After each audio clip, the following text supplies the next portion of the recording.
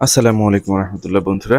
আহ, আজকে উপস্থিত হলাম আপনাদের সামনে যে আমাদের যে ফজরের পরে কোরআন তেলাওয়াত, সেই তেলাওয়াত নিয়ে আজকে মূলত আপনাদেরকে শোনানোর জন্য যে আয়াতটি আমি পছন্দ করেছি সেটা হলো সূরাতুল বাকারার 23 নম্বর আয়াত। আমি আসলে প্রথম থেকেই যাচ্ছি আর কি, একদম সূরাতুল বাকারা থেকে শুরু করে আমি ইনশাআল্লাহ সূরা নাস পর্যন্ত ছোট ছোট আয়াত তেলাওয়াত করব এবং শুধুমাত্র অনুবাদটুকু আপনাদেরকে শোনানোর চেষ্টা করব।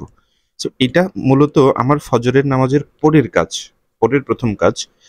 সো আপনারাও এটা করে দিতে পারেন। আপনাদের ফজরের নামাজের পরের প্রথম কাজ হতে পারে কোরআন থেকে একটু তেলাওয়াত করা অর্থ সহকারে। যদি সম্ভব হয় তাহলে আপনারাও আপনাদের ফ্রেন্ড সার্কেল, আপনাদের সোশ্যাল মিডিয়ার যারা বন্ধু বান্ধব আছেন তাদেরকে শোনাতে পারেন। এতে হয়তো আপনার আমলনামা আহ কিছুটা হলেও উন্নতি হবে, সেটা আমি বিলিভ করি, আমি বিশ্বাস করি। তো যাই যাই হোক, এখন সূরাতুল বাকারার যে 23 এবং 24 নম্বর আয়াত, খুব দারুণ একটা আয়াত, দুটো আয়াত। আম, এবং আল্লাহ তাআলা এখানে এক ধরনের চ্যালেঞ্জ ছুড়ে দিয়েছেন যারা আল্লাহর পবিত্র কালামে পাককে অস্বীকার করে, আয়াতকে নিয়ে হাসি ঠাট্টা করে, এবং হচ্ছে যারা এটাকে অবজ্ঞা করে চলে, তাদের ক্ষেত্রে একটা চ্যালেঞ্জ ছুড়ে দিয়েছেন। সো এটা আমি একটু তেলাওয়াত করছি। আউযু বিল্লাহি মিনাশ শাইতানির রাজীম। বিসমিল্লাহির রহমানির রহিম। وإن كنتم في ريب مما نزلنا على عبدنا فأتوا بسورة من مثله وادعوا شهداءكم من دون الله إن كنتم صادقين।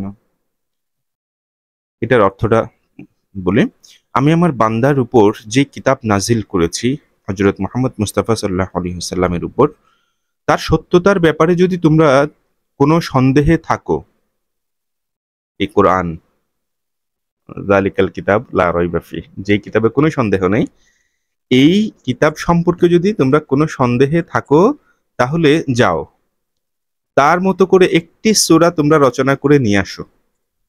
পুরো কোরআন তো বলেনি, মানে পুরো একটা কিতাব রচনা করতে বলেনি, বলেছি শুধুমাত্র একটি সূরা রচনা করে নিয়ে আসো।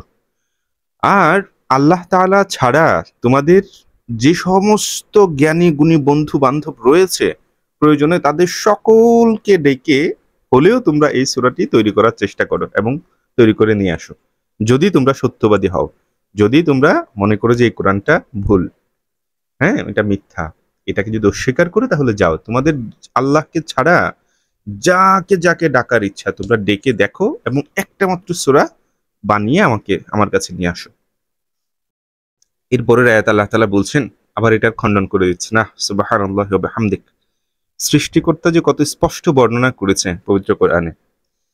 24 নম্বর আয়াতে আবার বলে দিচ্ছেন, فَإِن لَّمْ تَفْعَلُوا وَلَن تَفْعَلُوا فَاتَّقُوا النَّارَ الَّتِي وَقُودُهَا النَّاسُ وَالْحِجَارَةُ أُعِدَّتْ لِلْكَافِرِينَ। আর তোমরা যদি তা না করতে পারো, তবে এটা জানা কথা যে তোমরা তা কখনোই করতে পারবে না। পূর্বের আয়াতের আবার খণ্ডন করে দিচ্ছেন আল্লাহ, বলে তোমরা যদি এটা করতে নাই পারো, কিন্তু এটা জানা কথা যে তোমরা এটা কখনোই করতে পারবে না, তাহলে তোমরা জাহান্নামের সেই কঠিন আগুনকে ভয় করো, যার ইন্ধন হবে মানুষ এবং পাথর। ওয়াকুদুহান নাসু ওয়াল হিজারা। আস্তাগফিরুল্লাহ, আল্লাহ আমাদেরকে ক্ষমা করুন আল্লাহ। সেই কঠিন আগুনকে ভয় করো, যার ইন্ধন হবে মানুষ এবং পাথর। এটা বস্তুত প্রস্তুত করে রাখা হয়েছে তাদের জন্য যারা আল্লাহ তাআলাকে অস্বীকার করে। তো দেখেন, এই হচ্ছে 23 এবং 24 নম্বর আয়াত সূরাতুল বাকারার। এখন সূরাতুল বাকারার একদম প্রথম দিকের আয়াতগুলোতে আছে যালিকাল কিতাবু লা রাইবা ফিহ। এই কিতাব, এটা হচ্ছে সেই কিতাব যার মধ্যে সন্দেহের লেশ মাত্র নেই, সন্দেহ তো দূরের কথা। আবার এর পরপরই আছে গায়েবে বিশ্বাস করা, উদ্দেশ্যে বিশ্বাস। তো এগুলা বলা হয়েছে, এগুলা স্পষ্ট করে বলেছেন।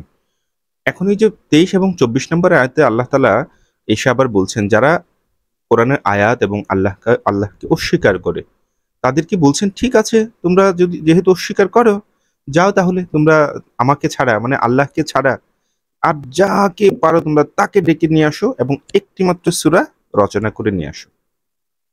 হ্যাঁ, কোরআনে যে সূরাগুলো আছে এরকম। আর এটা এটা এটা জানা কথা যে তোমরা কখনোই তা পারবে না। এটা আল্লাহ তাআলা, যিনি আমাদের সৃষ্টি করেছেন, তিনি তো আমাদের সক্ষমতা সম্পর্কে অবশ্যই জানেন। তিনিই বলে দিচ্ছেন এটা কখনোই তোমরা পারবে না। তো যদি না পারো, এটা যদি সঠিক হয়, তাহলে তোমরা সেই আগুনকে ভয় করো যার ইন্ধন জ্বালানি হবে মানুষ এবং পাথর। তো এখন জাহান্নামের জ্বালানি কি হবে সেটা তো আমরা পেয়ে গেছি, মানুষ এবং পাথর। তো আমাদের মধ্য থেকে তো অনেকেই জাহান্নামে, আমরা আমরা জাহান্নামের পথেই হাঁটছি কিন্তু জান্নাতের কথা ভাবছি। চিন্তা করুন তো, সবকিছু আমাদের জাহান্নামের চিহ্ন, আমাদের সব চরিত্র, চলাফেরায়, কিন্তু আমরা ভাবছি আমরা মরলেই বুঝি জান্নাতে চলে যাব, আমরা পীর সাহেব। আল্লাহ আমাদের ক্ষমা করুন। আমাদের দৈনন্দিন জীবনে আল্লাহর কাছে সব থেকে বেশি মাফ চাওয়া, ক্ষমা চাওয়ার সক্ষমতা দিন। আল্লাহুম্মা আমিন। আল্লাহ সকল মুমিনকে ক্ষমা করুন এবং কবরের আযাব থেকে মুক্ত রাখুন। সাকারাতুল মউত, মৃত্যু যন্ত্রণা থেকে মুক্ত রাখুন। সর্বোপরি ফেরেশতাদের প্রশ্নের উত্তরগুলোকে সহজ করে দিন। আল্লাহুম্মা আমিন। আসসালামু আলাইকুম।